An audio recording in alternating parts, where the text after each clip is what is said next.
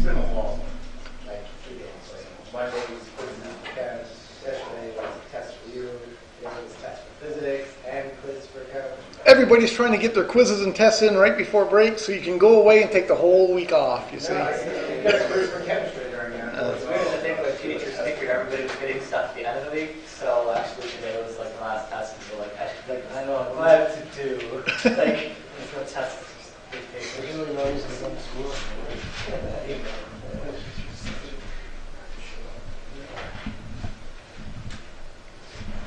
Back in Calc 1, we looked at finite series. We might have had the sum from I equals 1 to 50 of I squared. And what did that mean to do? Limits, right? What's that? Did we do limits, or is that approved? Well, eventually, what we built up for in Calc 1, what we were doing, this is when we started integration, and we were looking at areas. So we started with maybe building 50 rectangles, and then we built more and more and more, and eventually we took a limit as n went to infinity. And we built an infinite number of rectangles. But what does this symbol mean to do? You should just, it'd be like, yeah, this time. So this symbol would mean plug 1 in, and then plug 2 in, and then plug 3 in, and keep going all the way to 50, and then add up all the answers, right? So that's what summations mean. So a finite sum, you're always going to get an answer, aren't you? When you add up a finite number of numbers, the answer here is going to be pretty big, but you're going to get an answer. What is the answer? Anybody remember? We had a formula for the sum for I squared.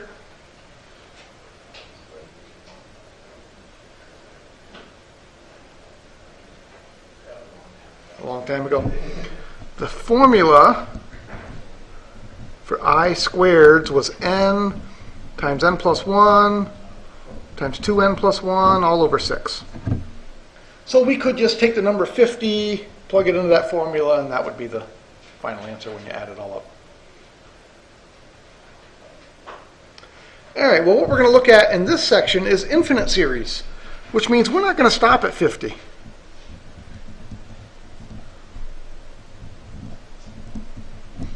For example, I might give you the sum from I equals 1 to infinity of I squared. What would you tell me that is? Infinity. It's infinity. Why is that one clearly infinity? Because it continues to grow. It continues to grow, doesn't it? That's 1 squared plus 2 squared plus 3 squared, and it never stops. That one clearly just keeps getting bigger and bigger and bigger, and our answer would be infinity. So we would say this series is divergent. It doesn't add up to a number. It adds up to infinity. All right, but what if I gave you this sum? The sum from, usually we use n, not I, the sum from n equals 1 to infinity of 1 over 2 to the n.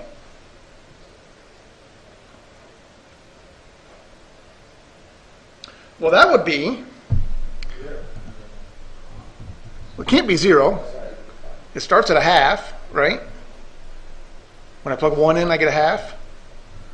When I plug 2 in, I get a fourth, an eighth, a 16th. All right, so each individual term is getting smaller and smaller, getting close to 0, isn't it? So this one has a chance to add up to something, doesn't it? With this one, the terms kept getting bigger and bigger and bigger. It was exploding.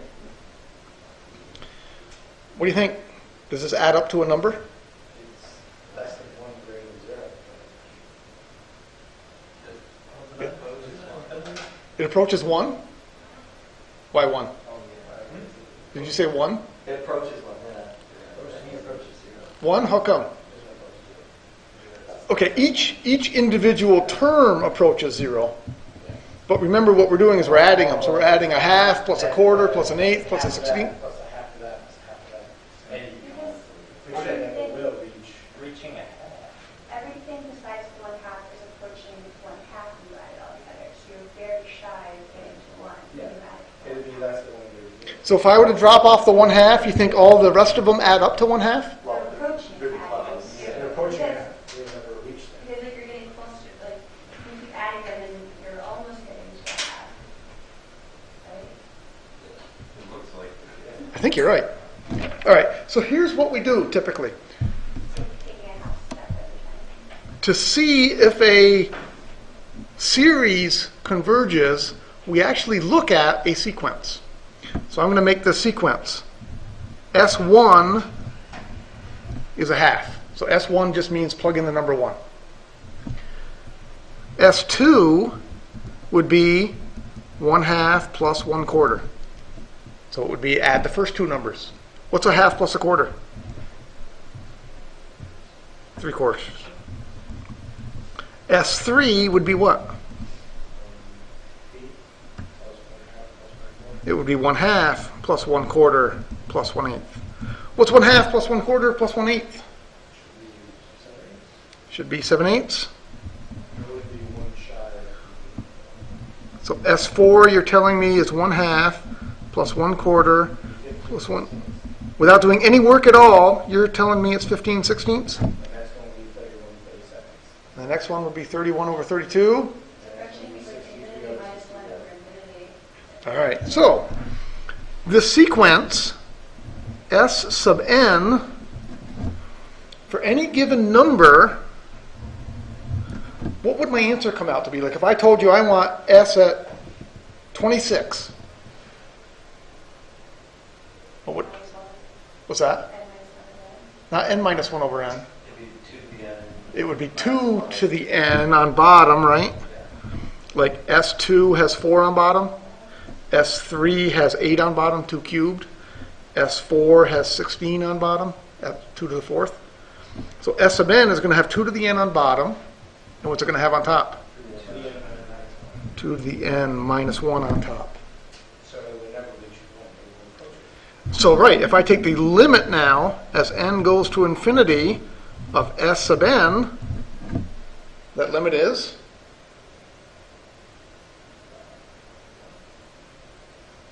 1, correct? Why 1?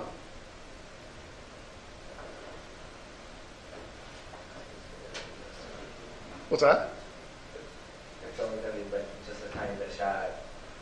It'll get so close that eventually it will be so perfect. It's quickly as anything. Right. Can you give me a more specific answer? Begins with an L. L'Hopital's rule. I could use L'Hopital's rule when I take the derivative. What's going to happen to that 1? It's going to be 0, and I'm going to have 2 to the n ln2 over 2 to the n ln2. 1. All right, so there's an example of an infinite series that converges. So that's kind of a strange idea, isn't it? You're adding up an infinite number of numbers, and yet it's never getting bigger than the number 1. It never even gets to 1. It never even gets to 1. It gets really, really, really close as you want, but it never gets there. But it's still a weird concept, isn't it? I think. You add up an infinite number of positive numbers, and it never gets bigger than 1. Same concept as multiplying by a half. You'll never reach 0. It's the exact same idea. Keep multiplying by a half, you'll never reach 0.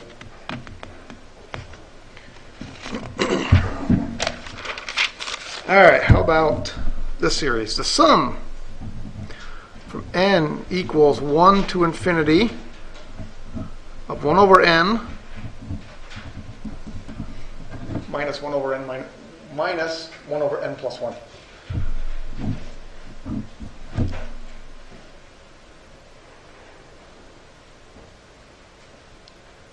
Do you think that series is going to converge, or do you think that series is going to diverge? And what do I mean when I say it converges? It adds up to some number. And what do I mean when I say it diverges? It doesn't add up to a number, which means it could add up to infinity, or it could add up to negative infinity, I suppose. Or it could be something that like bounces back and forth between 1 and 5 and 1 and 5 and 1 and 5, and it's never getting close to either of them. It's just bouncing back and forth. So what do you think? Converge, diverge? I don't know. Tell me the answer. You're just looking at your 1 over n is always going to be greater than your 1 over n plus 1, so you always want a positive answer, no matter how large you go. Okay. All right, well, let's start looking at our sequences here. What would S1 be? 1 minus a half, which is a half. What would S2 be?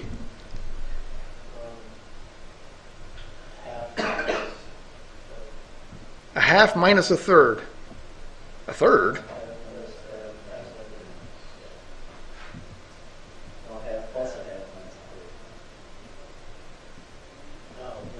It would be a half from this one plus a half minus a third.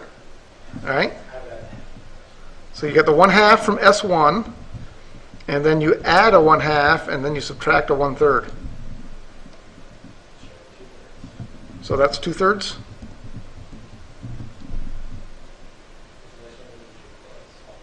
Is the next one going to be 3/4? I don't know. S3 is going to be 2/3. Oh, I'm sorry. No, you're right. So you just add right plus 2/3. Sorry, plus a half over 2/3. Right? You should go a half plus 2/3 plus 1/3 minus. No, isn't the half plus 1? Yeah, it's 4 plus 2. Isn't the half already? Isn't this 1/2 already counted for in the S2? Yeah. So shouldn't it just be 2/3? That's not how we did it for the frequency. I know. We're making it harder. So we're going to go back and we're going to redo this one in just a minute. So this one should be 2/3, and then I plug 3 in. When I plug 3 in, I get 1/3 minus 1/4, which happens to be, The next one would be and I'd be willing to bet, I see a pattern now, 1/2, 2/3, 3/4. I bet the next one would be 4/5, 5/6, so on and so forth. All right, but I want to redo this one, because this one has something more interesting happening than that.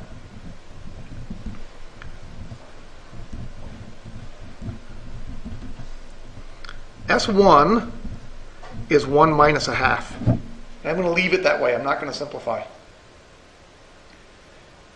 What would S2 be? 1 minus a half plus a half minus a third. So why is that kind of interesting? What cancels? The 1/2s cancel out, don't they? What would S3 be? S3 would have 1 minus a half plus a half minus a third plus, what do I get when I plug 3 in? A third minus a fourth. everything cancels except for the 2 externals every time. Everything cancels except the very first thing and the very last thing, doesn't it? Or answers. So in general, what would S sub n be? 1 minus 1 over n plus 1. Very good. Because we would have a 1 to begin with, and then the halves would cancel, the thirds would cancel, the fourths would cancel, the fifths would cancel. What's the only thing that's going to survive? 1 over n plus 1. You're going to have the 1 at the beginning, and then you're going to have the very last thing, minus 1 over n plus 1. All right, so this kind of series has a name. This is called telescoping. Anybody have an idea why you would call this telescoping?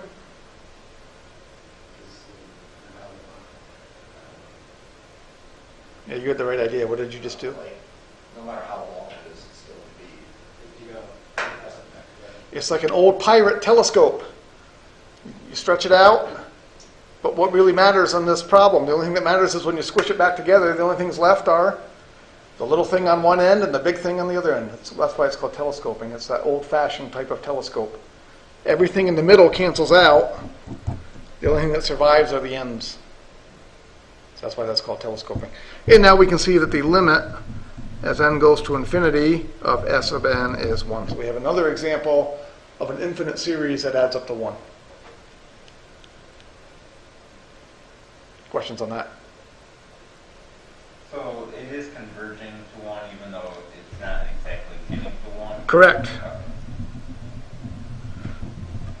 So our answer would be this series, this infinite series, converges to 1.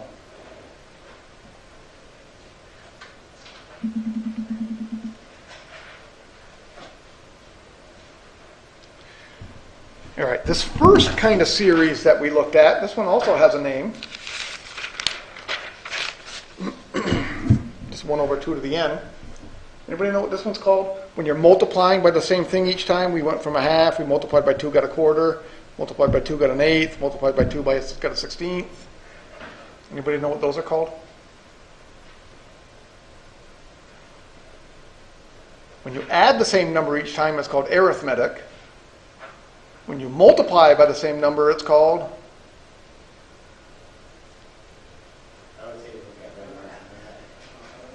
geometric. This is called a geometric series when you multiply by the same ratio. English and math combined. Correct. All right, so a geometric series.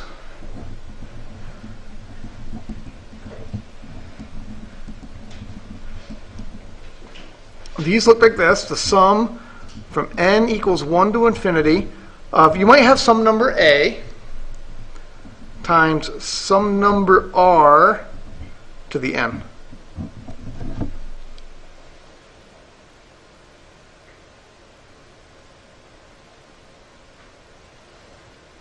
And it's a fact that these series converge for 0 less than the absolute value of r less than 1, which is a fancy way of saying r has to be between, no, not 0 and 1, because r could also be negative. So r has to be between negative 1 and 1. So these will converge if r is between 0 and 1, and they diverge if r is bigger than or equal to 1, or if r is less than or equal to 1. The fancy way to say that is the absolute value of r is bigger than or equal to 1. And even more. If r is less than 1, it converges to a over 1 minus r.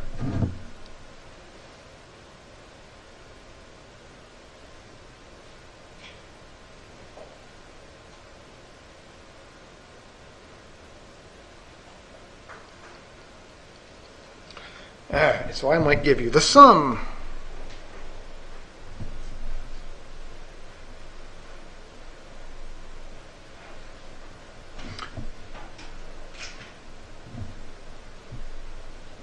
what I'm worried about is does that need to start at 0?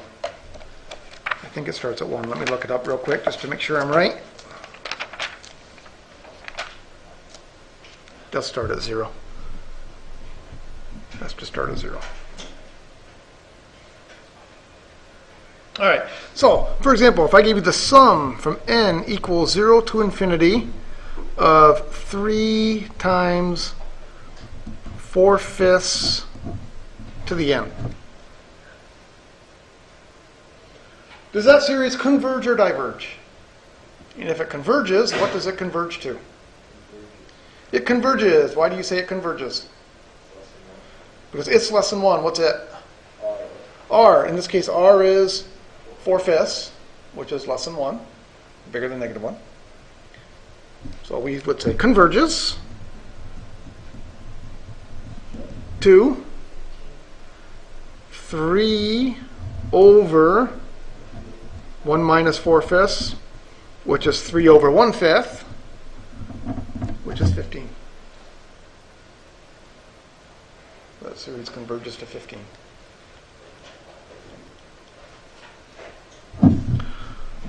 Sum from n equals 0 to infinity of 4 times 5 halves to the n. Converge or diverge? Diverge, how come? Diverges.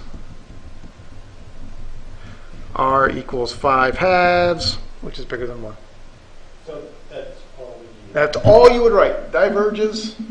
So how would we do that? Like, you don't have to say, because we don't Probably just You'd probably just type diverge. Yeah, that would be my guess. All right, one more of these. How about the sum from n equals 0 to infinity of 2 times negative 3/4 to the n? Converge or diverge? Converge, because the absolute value of that is still less than 1. So that's going to, we just say equals, converges to 2 divided by 1 minus negative 3/4. That's 2 over 7/8. So that's 16/7 when I flip and multiply. Converges to 16/7. I don't know. You told me 7/8. I listened to you. No, I said 8 over 7. Oh, the final answer was 8 over 7. Yeah, that should be 1 plus 3/4. It should be 7/4. 8/7. Okay, 8/7. I believe you now. There's not a square or another 2 in there. No, 8/7. I believe you now. Yes. Will there ever be an N where the R's are No. no? Well, not yet. Not in this section. Yes, later on. So wait, is this the chapter where we have to memorize a lot of stuff? This chapter, Well, so far we have one theorem, correct? One theorem about geometric series. How many are there?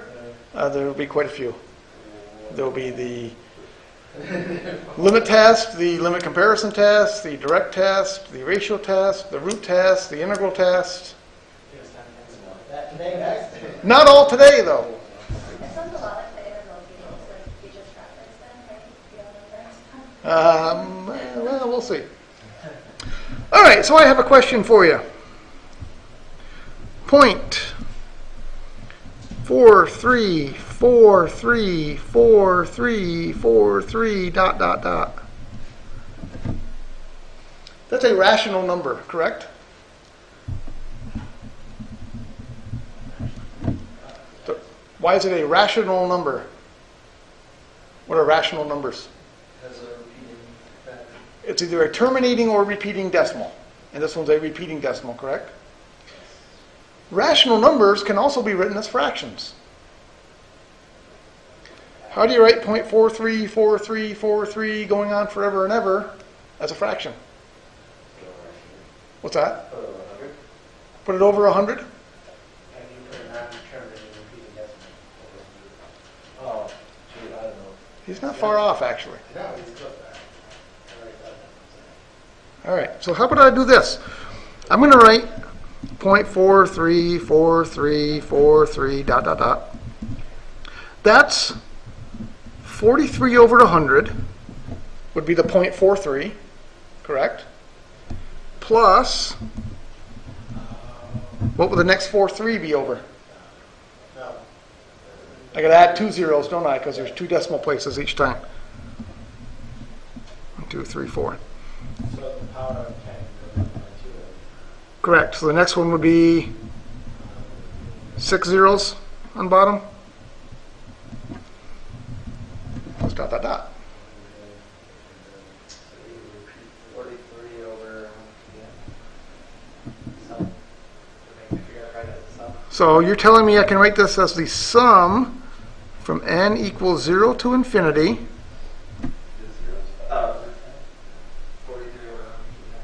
43 over 100. 43 over 100 And times, you're close, you gotta get that in the go to be a double. because I need an A You would make it. and an R to the n. So A is the first term. Why isn't 43 and 100 R? Nope. Because I went from 43 over 100 to 43 over something, 43 over something. The 43 is not changing, is it? No, that's our constant. So if I go from 43 over 100 to 43 over 10,000, what have I multiplied by? I've multiplied by 1 over 100. And then the next time I've multiplied by 1 over 100 again. So what's my R? 1 over 100 is what I'm multiplying by each time. Raised to the n. So I can write that repeating decimal as a geometric series. So this converges to 43 over 100, that's A, divided by 1 minus 1 over 100. Simplify, I think that's 43 over 99. Because 1 minus 100 is 99 over 100. Flip and multiply. So there's how I write 0.43434343 going on and on forever as a decimal. Or as a fraction, I mean. 43 over 99. Is that how calculators do it? When you convert a decimal into a fraction? Big decimal. That only works with repeating it. Well, it only works with repeating decimals, yes. We can do the same thing for any Yes. You can do the same thing for any repeating decimal. You can use geometric series to write it as a fraction. Is it always going to be 99? No. For example, 0.3333333 is 1/3.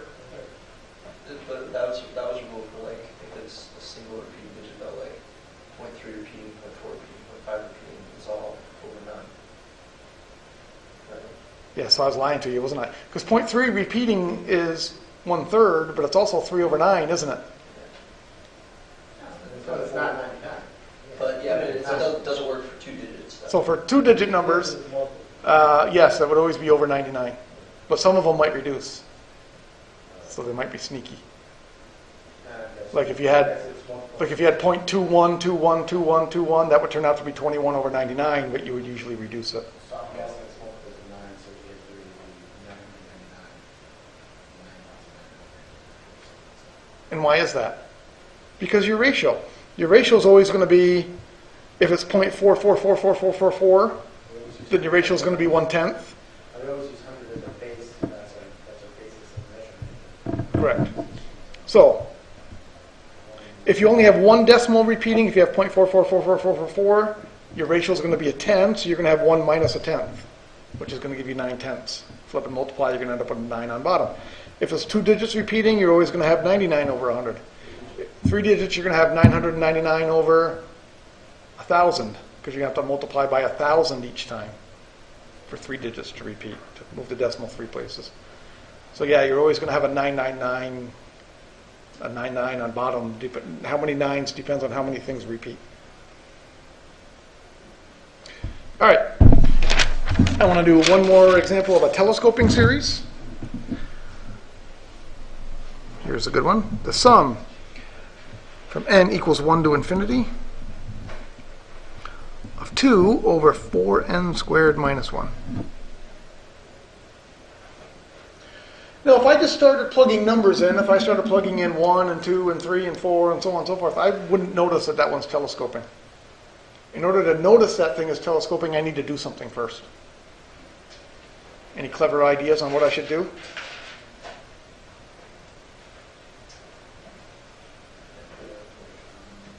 I'll give you a hint. This is a fraction. And the bottom factors. This is a partial fractions problem. We're going to do partial fractions here. Well, I didn't do it. Ron Larson did it. See, I just copied it out of the book. All right, so I'm going to take 2 over, this factors as 2n minus 1 and 2n plus 1. Write it as a over 2n minus 1, b over 2n plus 1.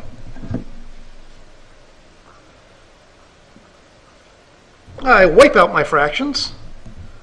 2 equals a times 2n plus 1 plus b times 2n minus 1.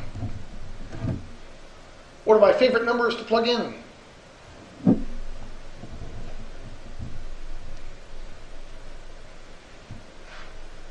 favorite numbers today? Plus that half. A half And negative half. and negative half. When I plug in a half, I get 2 equals. This one goes away. 2a. So a is 1.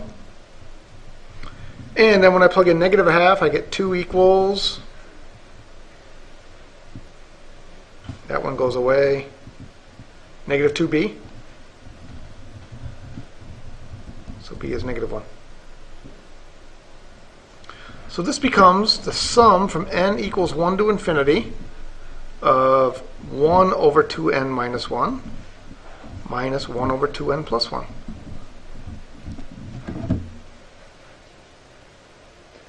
Now look what happens when you start plugging numbers in. Plug in 1, you get 1 over 1 minus 1 over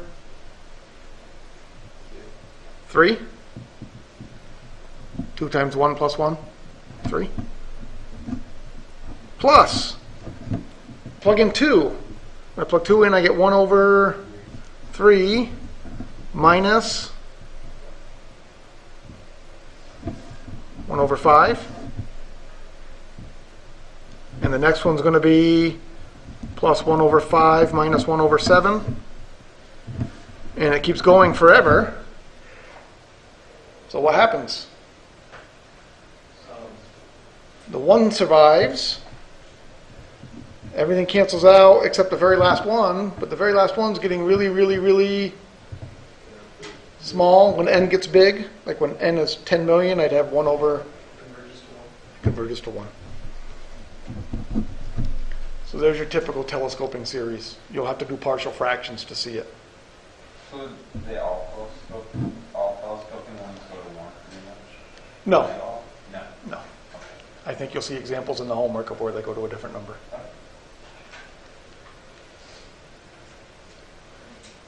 Many of them go to 1, but they don't have to. All right, the last thing we have is a theorem called the divergence theorem.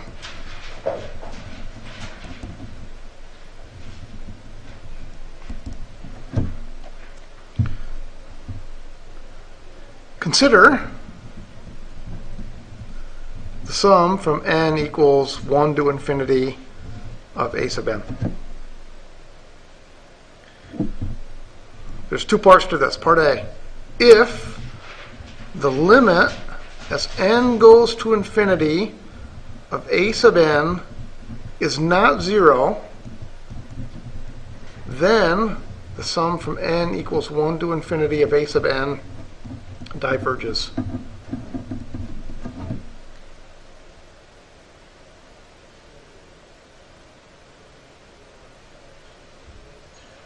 Okay, so I want you to think about that for a minute. What this is saying is these numbers that you're adding up, they're not getting smaller. They're not getting close to 0. So if I take an infinite number of numbers and they're not getting close to 0 and I start adding them up, what's going to happen?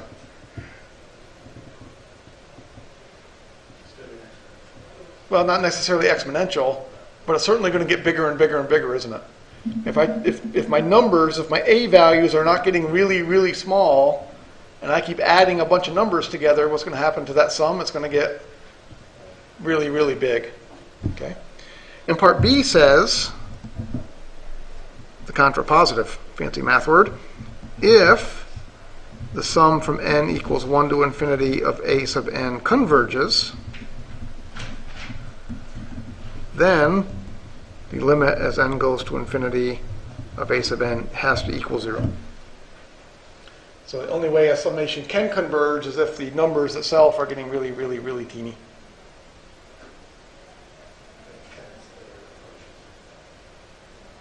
Correct. All right, so let me show you a quick example of that. Let me just steal one out of the book here. See if I can find one here. How about the sum from n equals 1 to infinity of 3 to the n over n cubed? Oh boy, that doesn't look like n cubed. N cubed.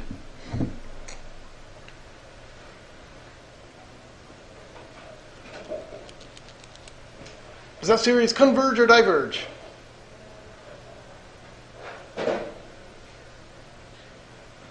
Well, is that series telescoping?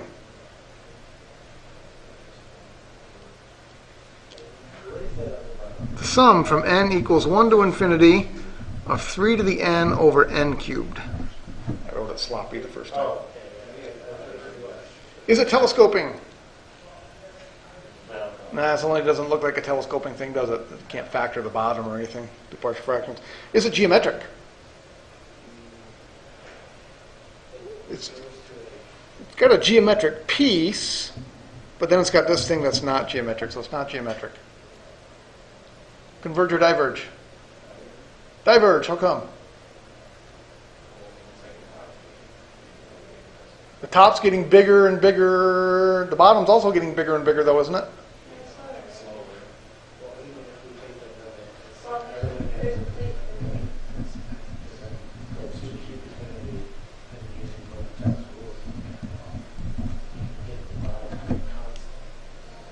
Correct. The limit, as n goes to infinity, of 3 to the n over n cubed, you would use L'Hopital's rule 3 times, and you would get a constant on bottom. You'd still have a 3 to the n on top. That limit would be infinity. That limit is not 0. If that limit is not 0, you are absolutely positively guaranteed that the series diverges. All right. So when you go to do your homework in section 9.2, those are your only 3 options. If you look at a series, it's either got to be telescoping, geometric, and if it's neither of those two, then you better be able to use this theorem. Because those are your only choices at this point. Questions on that? Are theorems going to be fair game on the note card? Sure, you can have theorems on the note card. You're going to want theorems on the note card. Lots of theorems on your note card. Yeah.